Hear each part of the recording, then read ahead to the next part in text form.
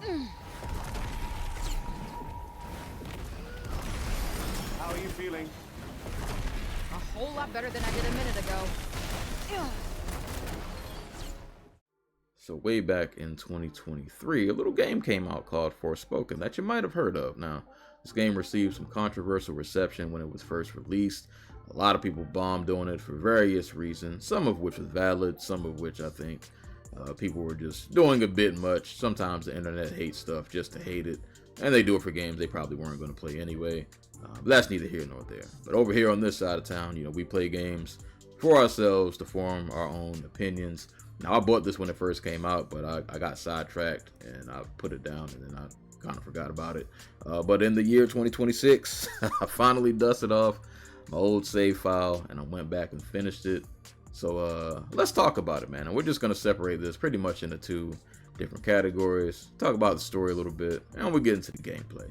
So story-wise, you play as Frey, who is a young New Yorker, and she's having a pretty rough go at life, and after a very somber Christmas night, certain events take place, and she ends up in the magical land of Athia, where she is transported, along with her little magical bracelet homie named Cuff, and she has to go on the land to save Athia. Athia is this magical world. It's very vast, but it's got some issues, got some problems going on, as do most magical lands. There's a plague that is running amok called the Break, and the Break broke everything. The residents of Athia who live outside of the main walls where everybody is safe, they're not doing so good. They have been turned into beasts and all kinds of wild creatures, and the beings that ruled over Athia, called Tantas, they have been basically corrupted. They have lost their minds, so you can kind of see where this is going. You got to stop the Tantas from doing some crazy stuff, save the land.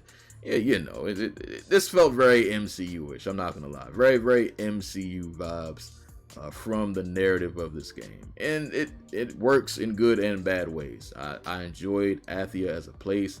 It has a lot of rich lore and history, which I've really enjoyed. There's a lot to find here. If you're somebody who likes lore, there are a lot of items and just things you can find that will give you a lot of background about the place. And also, you'll find out about that as you're talking to characters along the way.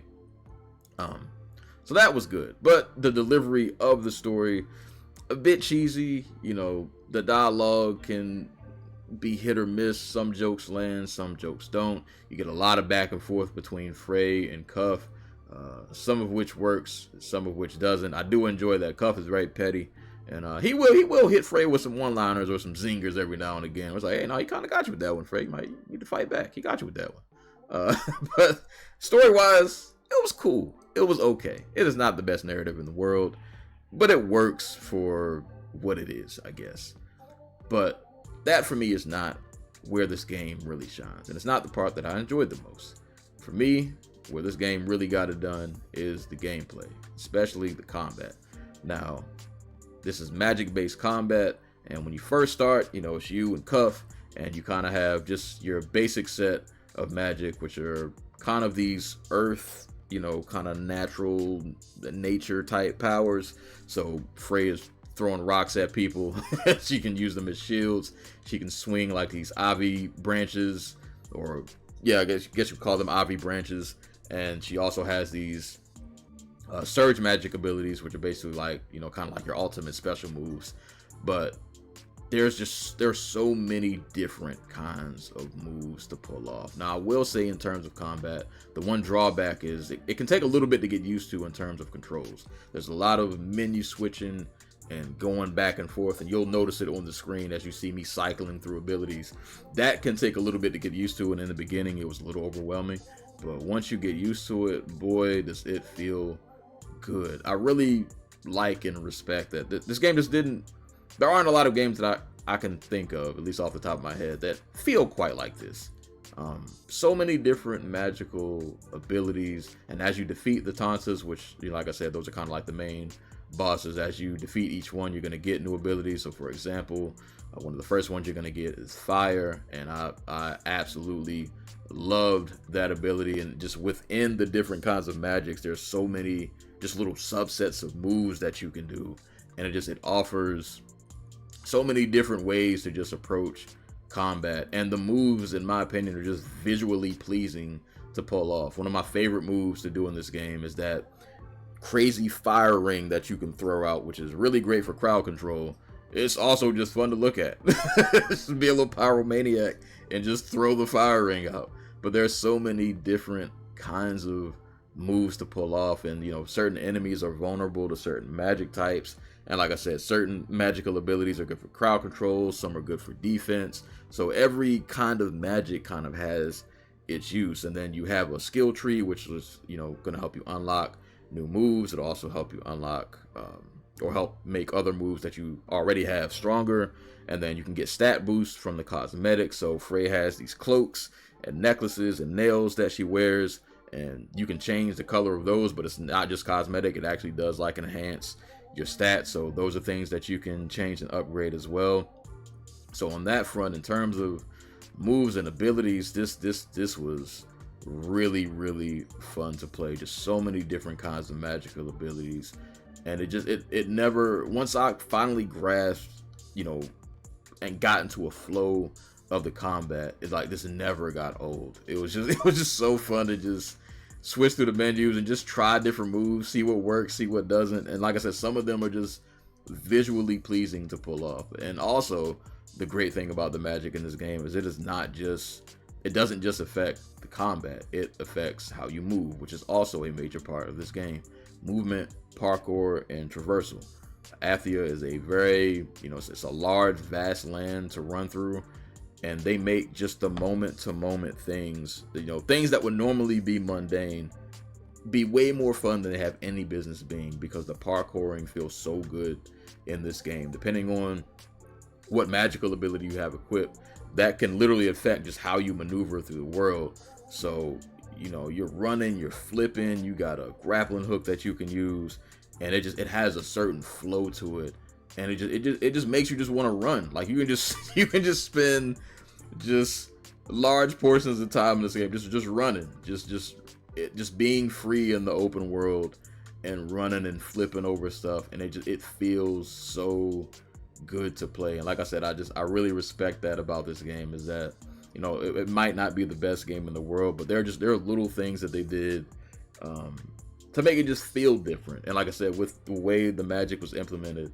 it felt different than other games that I've played, at least within like this genre. I really like how they executed the combat, even if it's not necessarily the smoothest game. Just the combat and traversal in this feels so good. It feels so good. Now the downside of the gameplay isn't really the gameplay itself.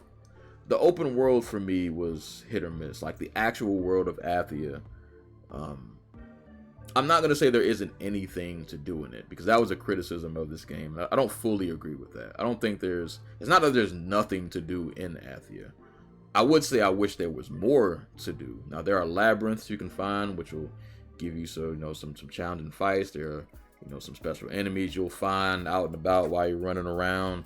You know, little points of interest here and there, little treasure chests. You know, there are things to find outside in Athia, and like I said, the traversal does make it fun. Like sometimes you'll just stumble on stuff because you were just flipping on a rock and just running out, just having fun parkouring around, and you might just stumble onto something.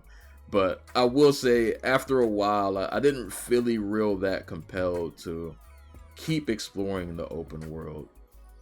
I never really felt underleveled, and none of the open world tasks in terms of the side quests really grabbed me as much as they have in other games I've played in this genre. So, you know, I did a couple of labyrinths, I found a couple of treasures. I did do the side quests where you got to take, you know, some pictures, but after a couple of those, I just kind of I just went straight through. Just kind of beelined it.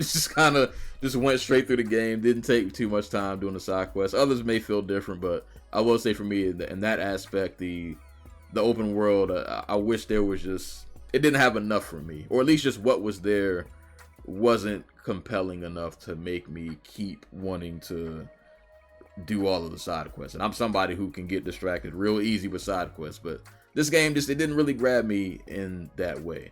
But I did stop the fight, almost everybody I could because I wanted to throw these magical hands. And this game let me definitely let me do that in ways that other games just don't quite hit the same mark. I really enjoyed the combat in this, and like I said, that parkour movement. Even though I didn't do everything you could in the open world, I felt so free running through this land of Athia, and they give you a lot of space to just kind of maneuver around. So that aspect I really did enjoy, but just some of the other open world aspects to me weren't compelling enough. But overall, as a package, I thought it was a pretty solid game. Boss fights were cool. Like I said, the story wasn't anything crazy, but it works for what it is. Not every single beat is gonna hit. Not all the lands are gonna hit. It does have that cheesy MCU feel to it, just placed in like a fantasy setting. But for me, gameplay is the most important thing. Good gameplay for me will make me overlook, other flaws. And I thought the gameplay in this, especially that combat, like I said, the sheer variety that you have in terms of just magical abilities and the way things just flow together. And once you finally understand it, and once it clicks, it feels so good to pull off. So in that aspect, that really lifted up the overall experience for me. And I honestly, man, I never looked at the sales numbers. I'm just gonna assume this game probably didn't sell that well based on the critiques and the reception that it got when it first came out. But this is the kind of game I would love to see get a sequel, because I think there's enough here to be improved on. And I think there are people who, I'm not gonna say you missed out. I don't think this game is like a must play, but if you're somebody who likes magic based combat, I think there's something here for you. I think they have a very, very solid foundation that they could build on if this game was to ever get a sequel. I think the combat in this game is so fun, but they could definitely smooth it out, maybe make it just feel a bit, make it feel a bit smoother. There are areas of improvement that they could make, but even what's just here, I think it really works. And if this was to get a sequel and they just kind of improved on some things, I think this could appeal to a wider audience. But it kind of is what it is. But overall, man, I did enjoy my time with Forspoken. Not the best game in the world, but also not the worst, man. I had a pretty good time with this. And I would say if you catch this on a sale and this game remotely intrigued you, I would say give it a shot, man. I don't think you'll be too disappointed as long as your expectations aren't too high.